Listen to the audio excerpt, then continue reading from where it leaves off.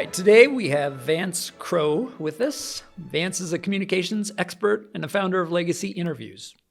Vance has been a deckhand on a ship, worked in a paving crew, served in the U.S. Peace Corps in rural Kenya, has been a spokesman for a Fortune 500 company, Monsanto, if I'm not mistaken, and was on a board for directors of a community bank. Vance is also a podcaster. His podcasts are the Vance Crowe podcast and the Ag Tribes Report, of which I have been a fan for the last period of months. Vance has a master's degree in negotiations and has been named a fellow with the U.S. Center for Peace and Conflict Studies and been awarded the Meritorious Communicator Award for the American Society of Farm Managers and Rural Appraisers. Vance lives in St. Louis with his wife Ann, 2 daughters, and their dog. Vance is also a Bitcoiner and has been part of my educational process in that world. So we're in a series of podcasts inspired by the founders of the United States. In communication, currency and money played a key role in the development of what became our country, the United States. In particular, Vance, I'm going to do a case study on Sam Adams, not the beer, but the man, because that founding father, who was quite an agitator in Boston, part of his agitation was that he inherited the debt of his father, who died young after essentially being bankrupted by the government for having started a bank and issuing a private currency. So issues around currency and private money and free banking go way back. Anyway, Vance, thank you for being with us. Thanks for having me. All right. So communication is obviously a major through line of your career. This is what you do, and you do very well. Can you take us back to your assignment with Monsanto? I've heard you in public talk a little bit about some of these things, but take us back to that, what your assignment was, what it was like, and what you learned, and some issues around public perceptions in agriculture and agricultural technologies. Yeah, so Monsanto in about 2014, 2015 started to make the stark realization that the public hated them and that it mattered. I think that they knew for a long time that the public didn't like them, but for a long time they said, what does it matter? We don't sell anything at all to regular consumers. We sell to farmers. We have a good relationship with them. We're the best around. It doesn't matter. But then they started to realize, hey, wait a second, if this fire burns too hot, then what ends up happening is farmers are losing the value of what they produce with our products, and then it does come back to us. So Monsanto found itself in the situation where they were like, we have to completely build a communications program designed around changing culture, but towards an audience that we're not going to derive any money from this. This is not going to be a bottom line thing. So when I was brought in to interview for the job of director of millennial engagement, that was because they'd spent a year doing focus groups. They'd had the PR firm come out and say, who is it that's worried about Monsanto and what do they care about? And when they were interviewing me for the job, I only took the interview because I thought it was hilarious that they were going to do this. And I thought, well, who doesn't want to see inside of North Korea? Because I had no interest in Monsanto. I had grown up around large ag because I grew up in small town central Illinois, but I moved to the city and had all of the same ideas that everybody else did. And I like telling the story of doing the interview with Monsanto because I don't know if you've ever interviewed for a job that you don't want, but it is about as much fun as you can have. So like every time they'd ask me, what's your preferred management style? I'd be like, well, I like to, have a goal and then work autonomously and develop that. Why are you poisoning the Gulf of Mexico with your pesticides and fertilizers? And then they'd ask me another question about their leadership and I'd get done and I'd be like, yes, and why are you causing Indian farmers to commit suicide? And on and on and on. I did this to them for many hours. When I get all the way done with the interviews, the woman that had brought me in to do this position said, do you have any last questions for me? And I was like, yeah. How are you going to train a person to be the director of millennial engagement? You have to go out and talk with millennials who know that Monsanto is evil, but nobody's ever done a job like this. How are you going to train them? And she said something in that moment that changed the rest of my life. She said, since you've been so curious about us, I think if we hired you, what we would do is line up a list of 50 people from throughout the company. We'd talk to chemists, breeders, geneticists, farmers, attorneys, and let you sit down and talk with them for an hour. And then after you get done with that list of 50 people, I will sit down with you and we'll figure out what you do and don't know. And then we'll write another list of 50 people for you to talk with. And in that moment, a light bulb went off in my head. I was like, oh my gosh, these people are crazy, because they don't understand that if I get to run around and ask people anything that I want, I'm going to get them to tell me things. And I'm going to find out one of two things. Either they are as evil as everybody says that they are, in which case I'm going to go write the greatest tell-all book of all time, or I may discover that what everybody thinks they know about modern agriculture and, you know, the value of using GMOs and pesticides is producing the most bountiful food that we've ever grown before in the history of time. And yet people are afraid and angry about where their food comes from and how it's grown, and nobody knows how to resolve that. So I went in that exact moment from not wanting this job at all to being like, this is the greatest communications job of all time. And I took it. And I ended up working there for 5 years. And it was an incredible experience where I got to learn all about ag, learn all about communicating with people that don't trust you, and figured out how to be a part of a larger cultural change that I think took place over the last 10 years. So what, with reflection, you know, was Monsanto in fact delusional? Did they just trust after those interviews were done that you would be in a good place to engage in this position? I think they knew what a lot of agriculture knows, which is when you actually go in and look at the problems, you begin to understand there are trade-offs. Everything that you do, you can come up with a solution and there's going to be downsides. You can also look at what if we don't do anything, or what are the other solutions?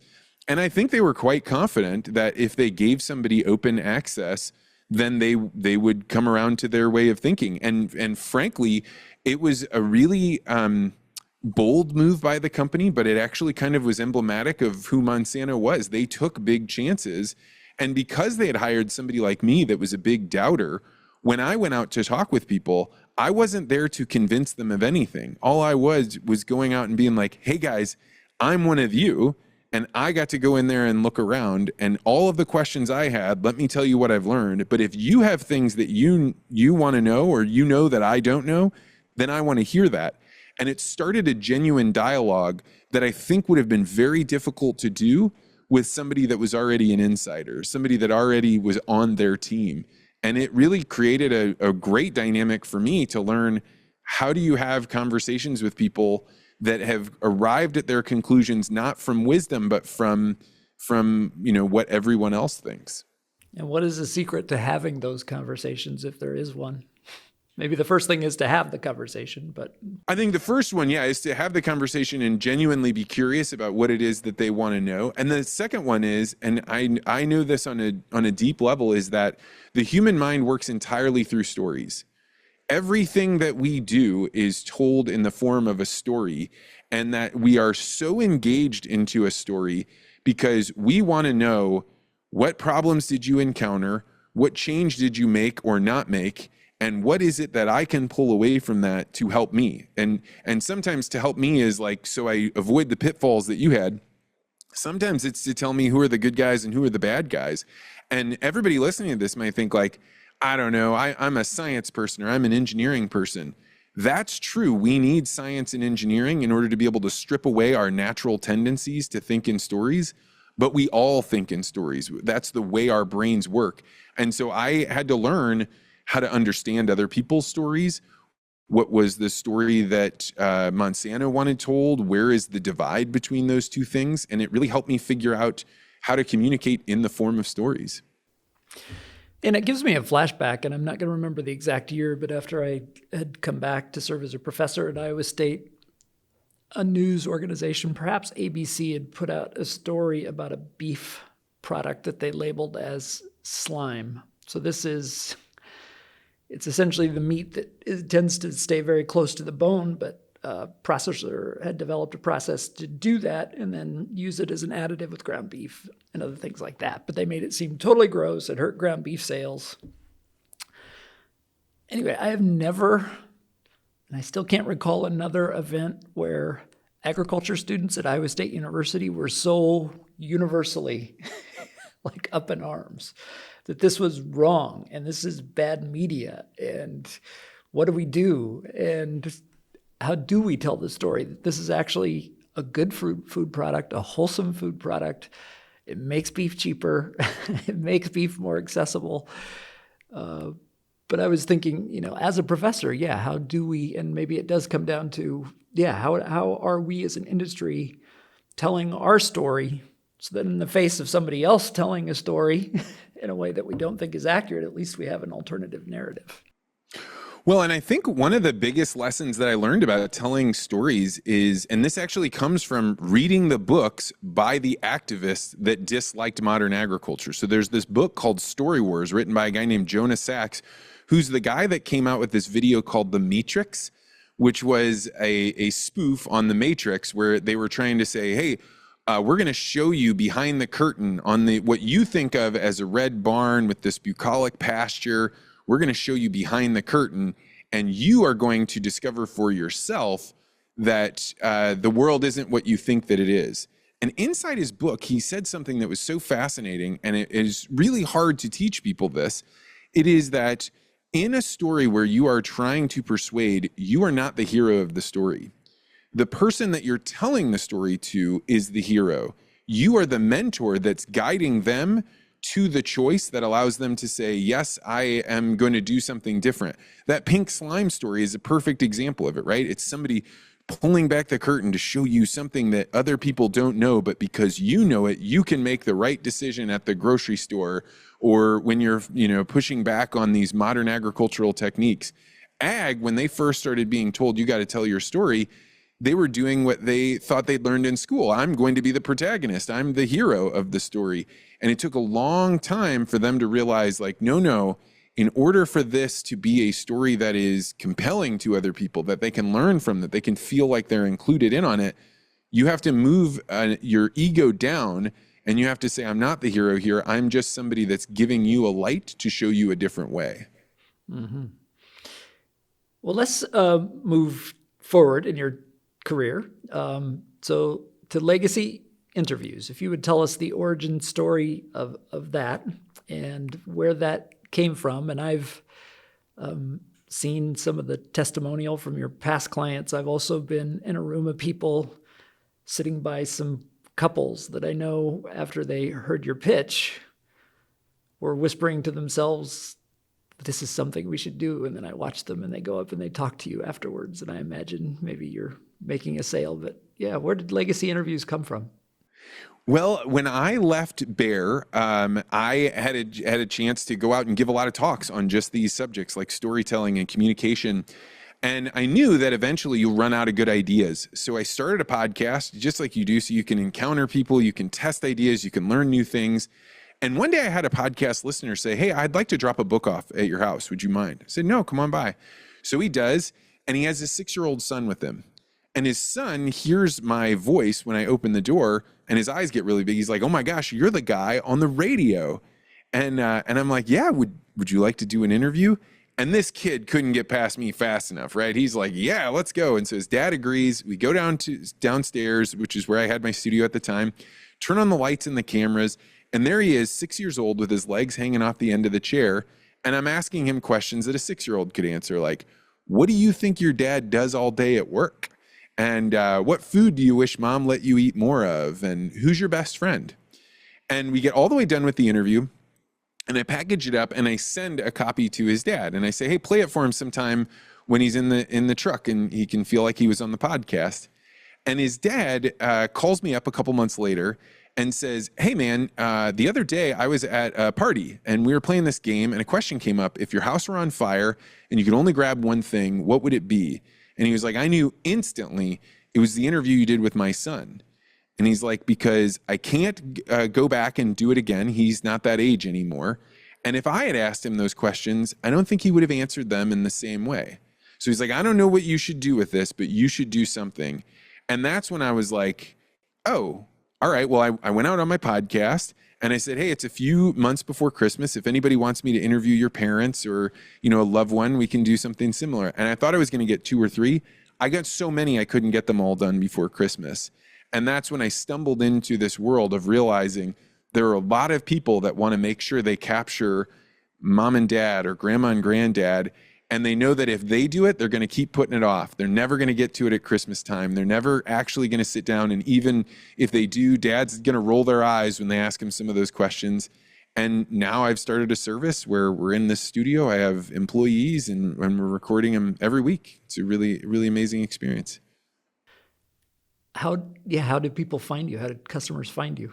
Is it podcast, word of mouth?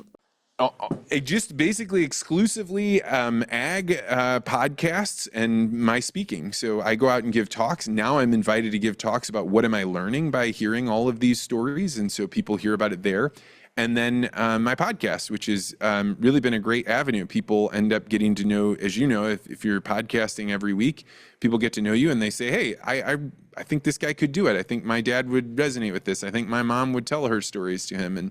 And so it's just grown almost completely organically. I've tried to do some of the regular advertising, and when I look at the numbers, it just doesn't make sense. It makes a lot more sense to do podcasts. Well, I think after I saw one of your presentations, and we have it digitized, but yeah, we were able to pull from 1985 when I was a senior in high school.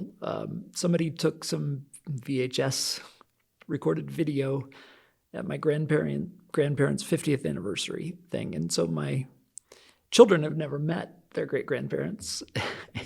And now 3 out of their 4 grandparents are gone as well. But just them being able to see them walk around and talk, but it's really grainy and it's really bad and doesn't do some of the things that you do. And that's the storytelling and what would you like to know? And do you want to hear your great-grandparents, or in some cases, maybe eventually great-great-grandparents? Would you like to meet them and hear them speak? And yeah, it's just such a neat thing.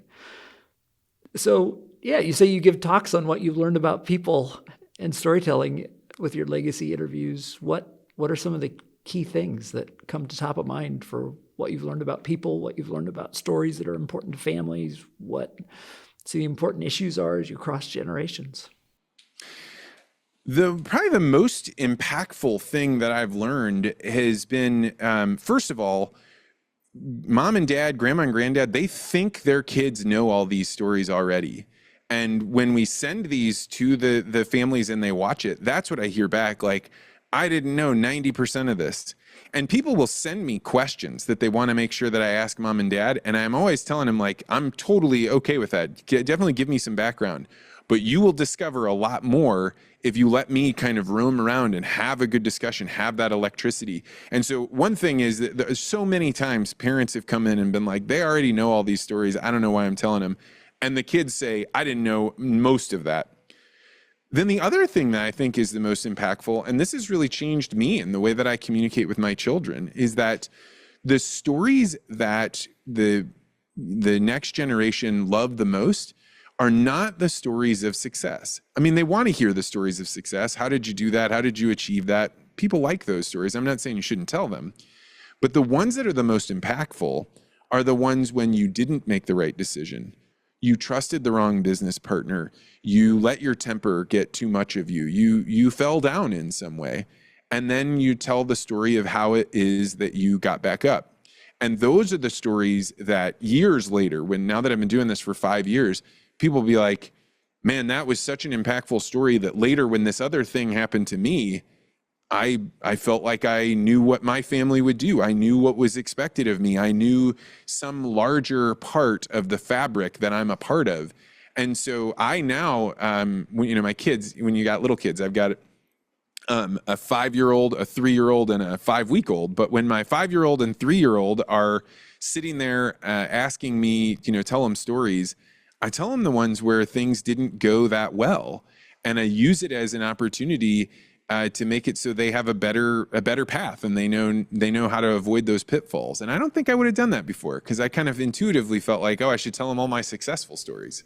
I think it's a part of the whole package. And, one of the things that struck me as I started to meet young people through a professor position starting in 2009 was how, and it's just different from my generation. Granted, my generation is getting older, but students will say, I'm 6th generation farm family. I'm now, some families in Iowa are 7th generation farm family. And thought about that. Just nobody of my era spoke that way. But I also, I graduated from high school in 1985 when more or less people were fleeing farms for sure and really fleeing agriculture because it was just bad. Things in the Midwest were bad.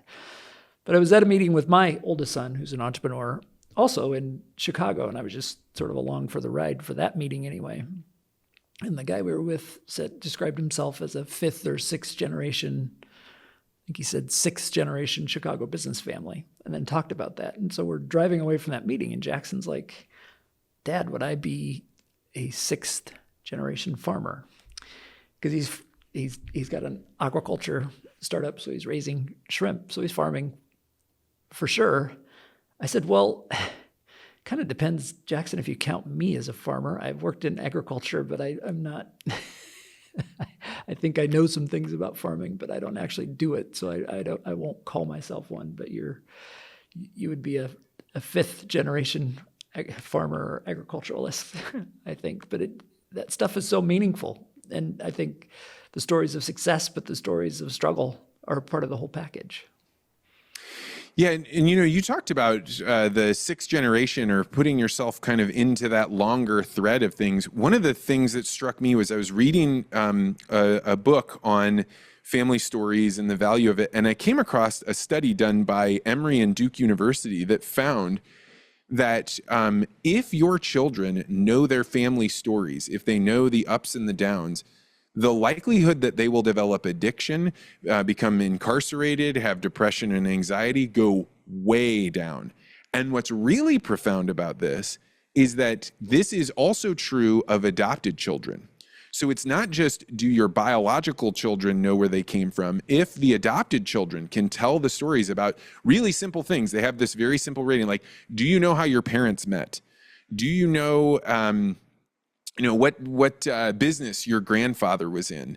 And if you can answer yes to just a certain number of those questions, even adopted children talking about their adoptive family, it has the same impact. And I think that's because we as individuals really struggle to know what's the right thing to do. How should I respond to this problem? what's expected of me? But when you're a part of a larger fabric, and you're not so far adrift as you can be, as any of us can be, as life gets difficult. Yeah. Well, your podcast came before Legacy Interviews, which I hadn't understood before we started this, but what's the origin story of the podcast? Well, when I was working as the director of millennial engagement, podcasts were still relatively new. They were like, people listened to them, but it wasn't very popular. And I kept being like, Monsanto, you should let me do a podcast. You should let me do a podcast.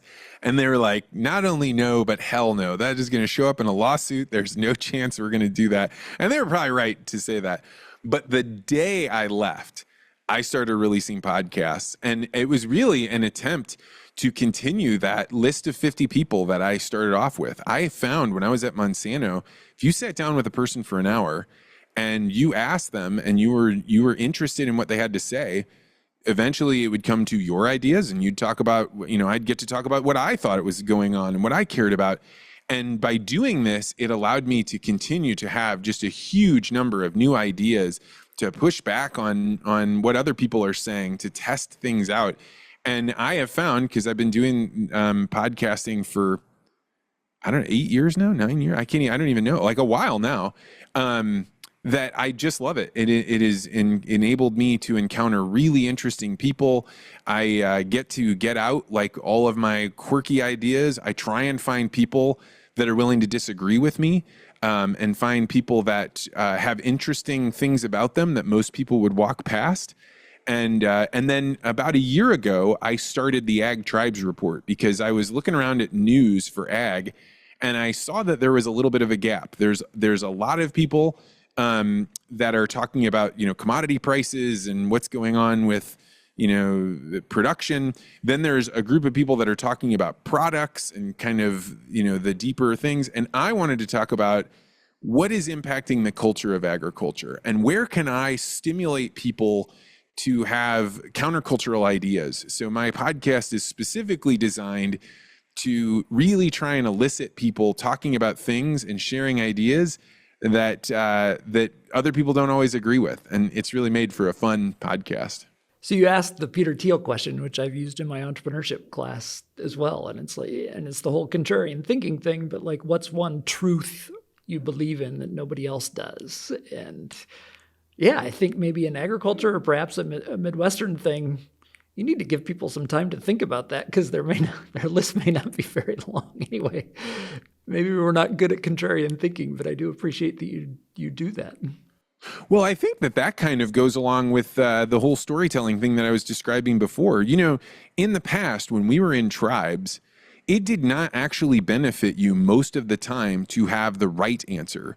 What benefited you is to have the normative answer. What answer allows me to get along with all these other people? Because the right answer may get you kicked out of the group, and getting kicked out of the tribe was more dangerous than having the right answer. And so we are predisposed to trying to frame our ideas so that other people like us and they want to get along, but really then nothing moves forward. So I try and do this not just with highly disagreeable people, but try and find people that like to get along, that normally are smiling and say I get along with everybody, but you push them a little bit and you start to find out like this person does have novel ideas, and maybe these novel ideas should be brought out and tested and poked, and we're all going to be better off if we can do that. And I've quit doing it, but I used to in my entrepreneurship class give a personality test, and there's a lot of those, of course, but I gave the Big Five personality test. And so, and the traits that are most associated with being entrepreneurial is, out of the Big Five, the highest one is extroversion. So the more extroverted you are, the more likely you are to be an entrepreneur. Doesn't mean introverts can't and don't create businesses, but they probably need to team up with an extrovert or two to be successful. Anyway, and then openness to experiences, like openness to new ideas. And so students, and if I understand the literature correctly, these traits are normally distributed across global populations. And so the average score on extroversion would be 50 out of 100 if you get a big enough. Anyway, students in the class on average were like 72nd percentile in extroversion. So very extroverted compared to the normal population, but it's like, well, they're enrolled in an entrepreneurship class. So maybe there's something about it. But then you would expect the same thing with openness to experience. But openness to experience, their average was like 28th percentile. What do you attribute that to? Yeah, it's a question that I continue to ask. There is some literature that shows the Midwest, on average, tends to be lower in openness to experience. And so I think it's probably related to the immigrants that moved here and the culture that they created. So it's kind of the Northern European thing persisting. I think it's a little bit of agriculture being such a dominant thing in the middle part of the country as well. And maybe a little bit like your tribe story, Vance. You know, we get in this part of the world, at least like for cropping agriculture, one season a year. And you need it to turn out. And so you can try new things and be open to new ideas. But if you try something that like doesn't work, don't expect shaming, laughter, anyway, whatever ways that we as humans try to look at those who do things and don't work. But kind of part of my mission is to make agriculture at least a little bit more entrepreneurial. And so part of that mission is on the culture of agriculture, and that's making us, well, not crazy about risk, understanding that there's risk in everything and we have to manage that and mitigate that properly. It's being willing to understand that when you take risk, things aren't going to work. So let's figure out how to take risk that we can afford for things not to work, financially, socially, psychologically. And so that's why I appreciate so much you having that as part of your conversation, as well as just recognizing that agriculture is really big and there's different tribes and different ways of thinking, and that's okay. Let's communicate. Let's talk. That's very insightful. I think that's accurate. I wouldn't have put that guess together, but I like it. What observations do you have about the culture of agriculture, since that's an explicit part of your conversation on the Tribes Report? From this probably won't seem, if you're involved in agriculture, it won't seem all that profound, but it's one that because I've had such an opportunity to travel all over the United States and see all different kinds of agriculture, from Arizona to Michigan, Texas, Florida, agriculture is definitely not a monolithic thing.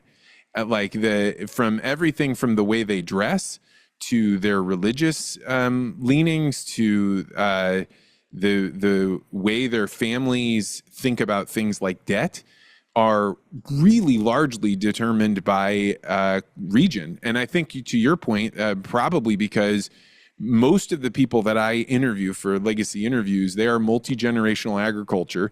And so they are influenced by the religion that was there. What is how close did people live? It's very interesting to me. The further west you go, the more those people have been generation after generation of still living really far apart, living half an hour away from your neighbors versus, say, somebody in Iowa who maybe doesn't have that many neighbors, but they're just down the road, right? And they've known their neighbors for 100 years, 150 years.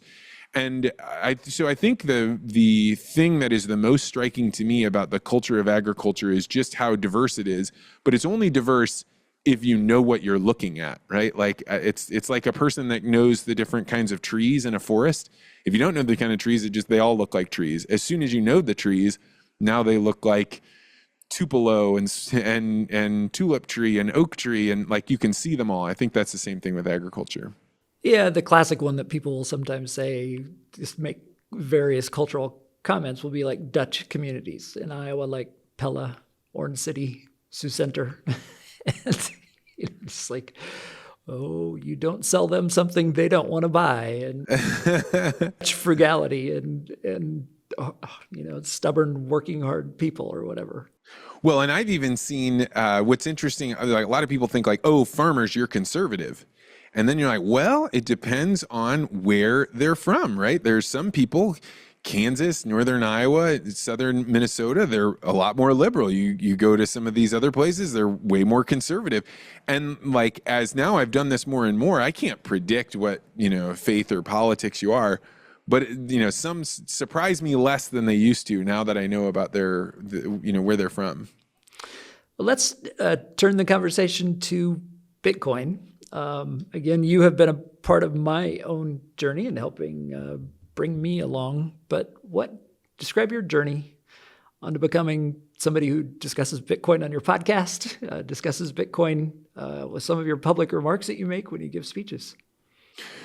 Yeah, so I came to Bitcoin because a guy named Rob Long, who was a data scientist, one time he and I were talking, and you talked about the big 5 personality test. There's one of these traits is called disagreeable or agreeableness, right? Agreeableness, a 100 is a woman holding a sleeping baby, does not care what the problems are between people. She's just going to agree to get everybody to quiet down, right? She wants to keep that baby asleep. So my buddy, I always thought of myself as a very agreeable person until I took that test, and I found out I'm a 1, right? So I love disagreeing with people. My buddy Rob is a 0. Oh, you are? This makes total sense, right? So you're a 3, I'm a 1. My buddy Rob is a 0 because he's on that asymptote that goes, forever that way.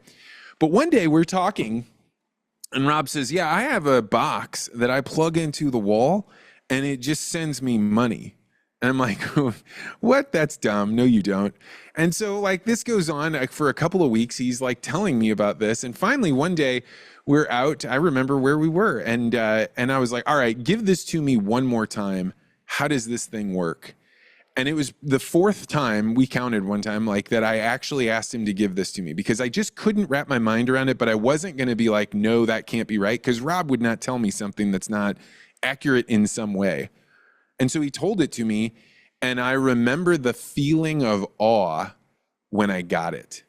Because I had always been, I want liberty. I had always been a person that felt like the monetary system wasn't right. I understood fractional reserve banking, but I'd never actually conceived of an idea that you could transcend that. And when I began the first real understanding of Bitcoin, it was a feeling of euphoria, a click that had never happened before. And then I started to use it, right? I started to get into it. I wanted a box that I could plug into the wall. At the time, I think I used some extra compute power from my computer, but even by that time, because this would have been like 2013.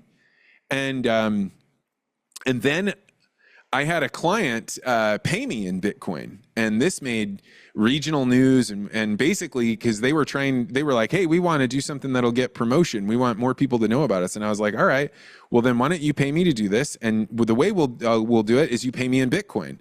And basically they were like, all right. And then it got them in the news, and it got them written about all over the place. And then I kept kind of with it.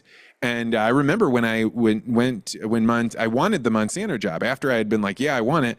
Then they run my stuff through HR. HR comes back and flags me. Nope, this guy is involved in Bitcoin, because I had written an article critical of Warren Buffett and Bitcoin. And they're like, this guy's into that criminal money. You can't do this. They almost didn't hire me. In the Silk Road days. Exactly. So this was like, you're a bad person if you're involved in that. And then go forward even more, and I decided I was going to build a node. And a node is a way for you to be able to submit your own payments to the system. And right now, if you just have a wallet, the process generally is you buy it at an exchange, and then you want to get the Bitcoin off of that exchange into your own possession. That's a wallet. Now, most of the time when you have a wallet, you still have to go to somebody and say, hey, I want this transaction to go through. I'm going to type in my secret password, but I'm going to give that to you, and then you move it for me. But when you do a node, you have an entire copy of the blockchain, and you can now submit payments to it. So I can say, I'm going to use my private key to unlock this, and I'm going to sign a transaction that sends it to you, to your public address.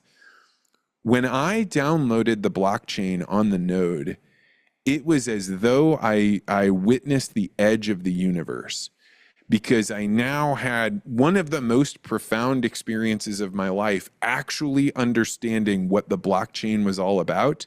And I tell people this with such, profundity, because I'm like, if Bitcoin has been distant for you, when you do this process, go to an exchange and buy it, move it to a wallet, then get a node, you will have a PhD level understanding of this, and it will transform your relationship with the concept of money. And it was a great one. And I would still say every once in a while, because I'm still going deeper and deeper into Bitcoin, I still have more and more profound experiences. But that was kind of my path all the way down. Yeah, and similar for me. I mean, I thought it was a great travesty that we'd left the gold standard, and so read all the books, all the plans of how do we get back to the gold standard. But as I started to understand Bitcoin and think about money as a technology, it's like, okay, gold as a technology is heavy and hard to move. And governments can clip coins or whatever. President Roosevelt confiscated people's gold that was kept in banks in 1933, which I didn't know until I started reading about this stuff. And I'm a professor in a department of economics, but it might, for that profession, be most challenging to answer the most basic questions, like what is money?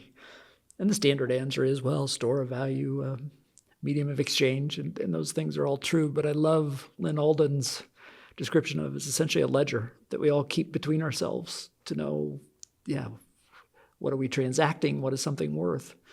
Well, then, on your node, you can see 19 million and some Bitcoin and the blocks that make that up, and those that you own and those that other people own, and understand it at a whole different level. Yeah, I remember the experience of I started to download the blockchain, and I had fiber, internet at my house. And so I had built this little computer, a little jet engine. The only thing it doesn't even have a screen to it, right? And I have the engine, the throttle all the way down. The engine is going as fast as you can. And the first 50% of the blockchain goes real quick. So you're like, oh, this will be done by this afternoon. And then it starts going a little bit slower and a little bit slower because there's more transactions on there. And it is processing it is downloading every single transaction that's ever happened. And I don't know how long it took you to get your node set up, but mine took 5 days to download the entire blockchain. And it was 5 glorious days because it really showed me how big it was. Mine was about 2. But it was sitting, my node, my open source computer sits next to another miraculous bit of technology, and that is my Starlink router. And so, I live on a little acreage. There's no fiber. There's no high-speed internet. And so 7 companies have accepted federal subsidies saying that they offer high-speed internet in my neighborhood, but they don't. Elon Musk got me high-speed internet and allowed me to pretty quickly download the blockchain, the Bitcoin blockchain. And it's truly wonderful. At the time, I was on the board of a community bank, and I came in the next day and was like, hey, guys, like one of the big things that you think that we provide as a service not only is like keeping people's money safe, but moving it from one place to another without having somebody have to come in and physically move it by getting dollars or moving a little paper check or having Visa do it. Like that's all evaporated now. Like once people realize they can do this and they have a node in their home, they don't need the services that we're doing. And this concept is still early. It's still in a nascent, but it is moving so fast. And I remember that bank being like, no, that can't be right. But every single person in this entire world has 2.9 percentage reason to want this to happen. And it's because every single time you use your credit card, they're getting 2.9% of that fee. Like they're stealing it right out, right? So much of our system. And then I could go on and on about the various parts of it, but like it's beautiful, it's efficient, it allows you to do things we want to do, and it puts the control in your hands instead of having a middleman. And my dad farmed, and he's been gone since 2006. But as I've went on my own Bitcoin journey, I think he was certainly not a technology guy, but I think he would get it because he conducted at least part of his life in barter. Anyway, it was this complicated system of whatever, but it's like, especially when he was doing transactions with farmers and even with agricultural businesses, it's like, well, he'd deliver a load of pigs in somebody else's name because he was buying a truck or 2 from them. And sort of like, how do you keep track of that, Dad? And is it working out for everybody? But that's what we're all wired to do. Again, this is like, it's how our brains work. We understand peer-to-peer and keeping track of things and ledgers, whether it's denominated in money or not. Well, and you mentioned earlier about the value of deflation, right? It is so amazing to think about selling something where the price of it actually could go down in the future. And that now you have a reason to hold out from what you want to buy as long as you can. And when you buy something, you want to buy it in as large a value, like in as high quality as you can. Right now, I know on my own house, right? My wife and I will look at, hey, should we, fix this porch, this patio? Should we do that? Well, if we wait till next year, it's going to be more expensive than it is this year in terms of dollars. But what is amazing, if you say, well, if we price that in terms of Bitcoin, next year it's actually going to be cheaper. We'll be able to use less Bitcoin to get that thing, built. And this is a really amazing thing. And frankly, for my own business, I like the idea of that I could drop prices because I'm able to get more value out of what you're sending me over time. And it's just something that opens up and unlocks philosophical ideas about how we spend our life force, the energy that we put into creating value, that wasn't there before the government was just stealing the value of what we earn through inflation.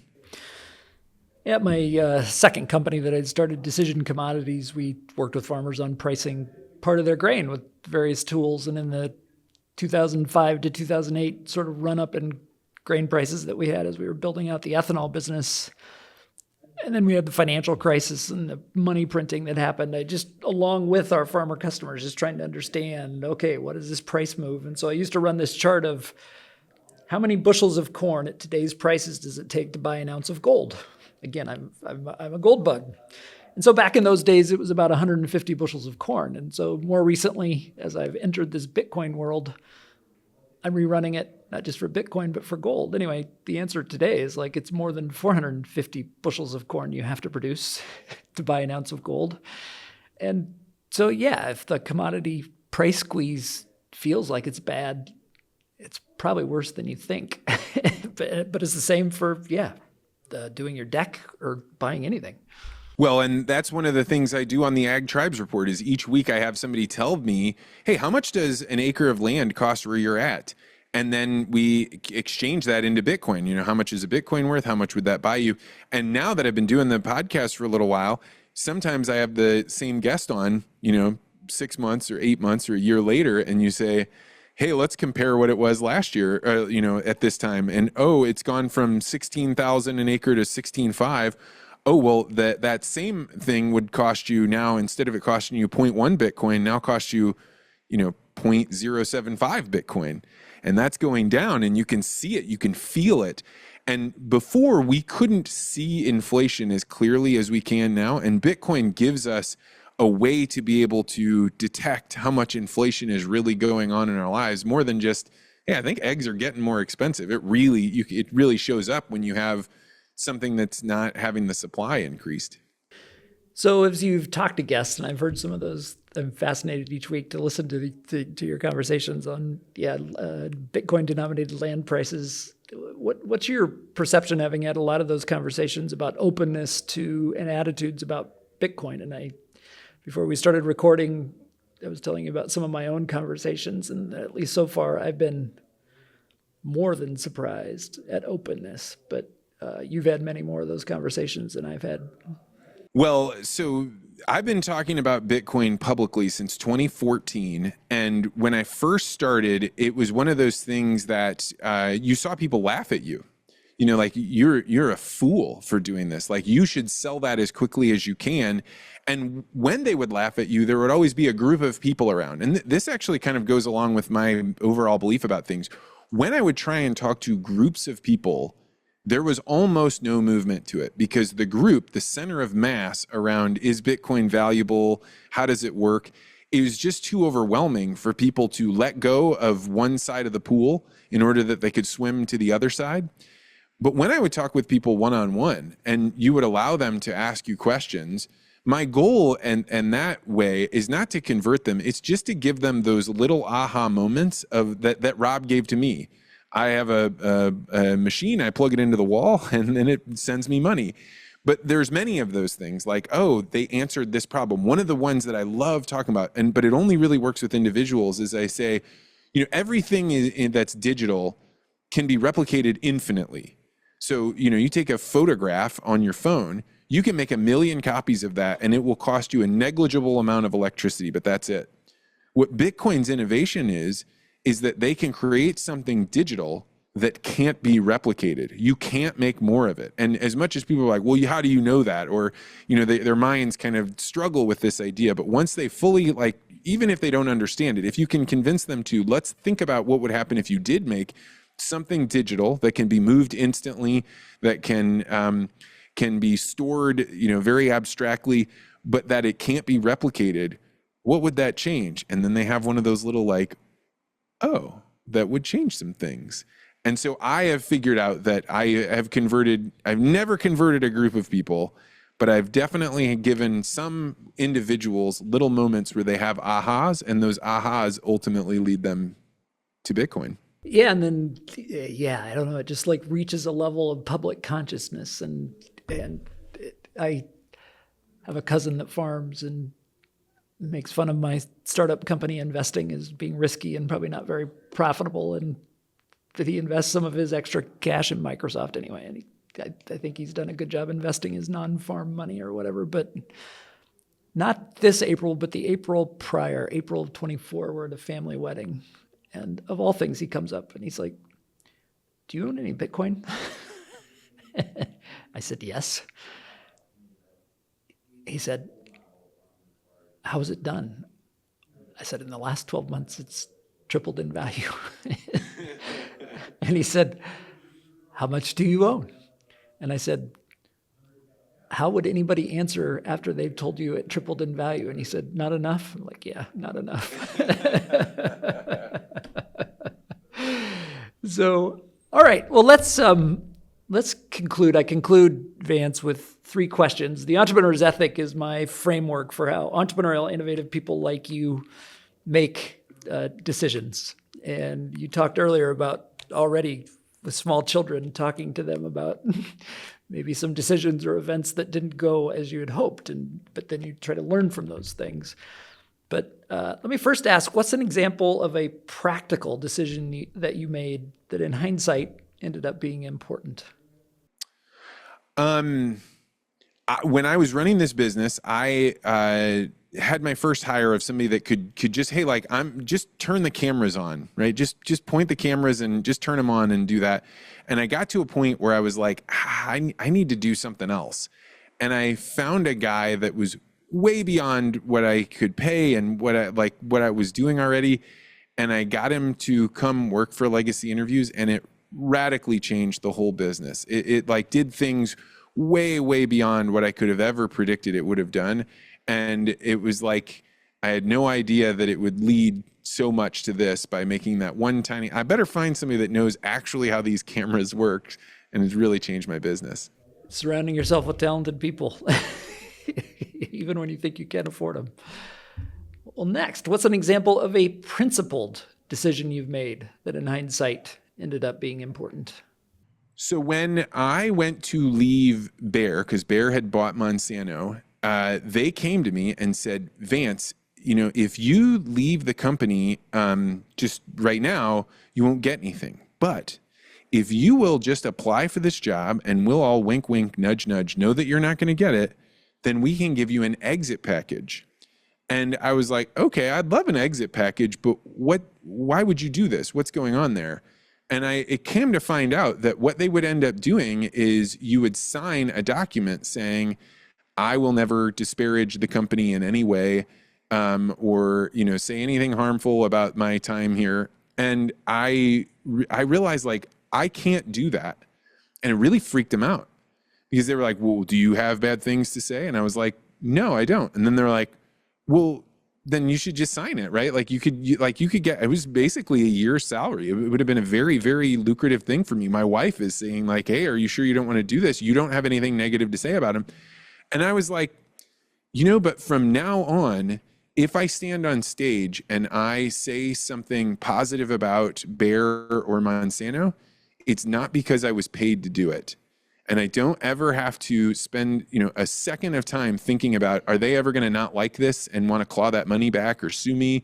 And that any person that hears me talking about them, I can say without the shadow of a doubt, like, I do this because this is what I believe, not because somebody got me to sign a contract. Most people would sign almost anything for a year's money. I don't have any parallel to that, but you give me a flashback to when the Cash for Clunkers program was out, 2009, 2010. My children were closer to your kids' age now. Anyway, a little bit older, but you're having the round the dinner table conversations, and I had said out wrong, I thought it was, and I wasn't going to buy GM cars anymore because they took the bailout, on and on. Well, anyway, it ended up I was driving at that time a big GM car that was expensive when I bought it, but for some reason, I guess because it had a V8 engine and got poor gas mileage, but it made the Cash for Clunkers list.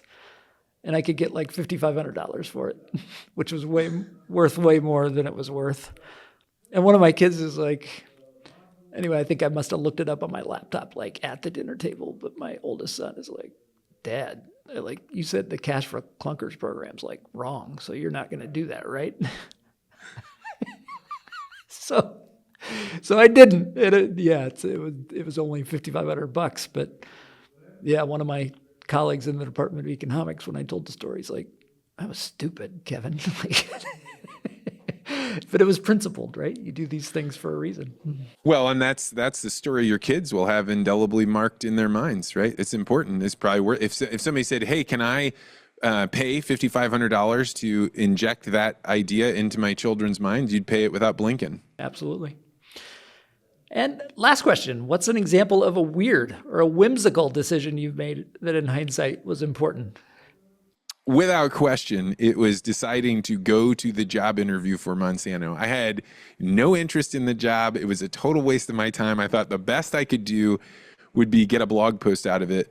And that was one of those moments, and I'm sure everybody can think about these in their lives. I know because we talk about them in legacy interviews, is that my life changed directions so radically but I had no idea when I was pulling into that parking lot just how different my life would be as a result of it. Well, Vance, thank you for taking the time today. Thanks for your communication and what you do for agriculture, for the Bitcoin community. And just thank you for taking the time. Really appreciate it. This has been a lot of fun. Thanks for having me.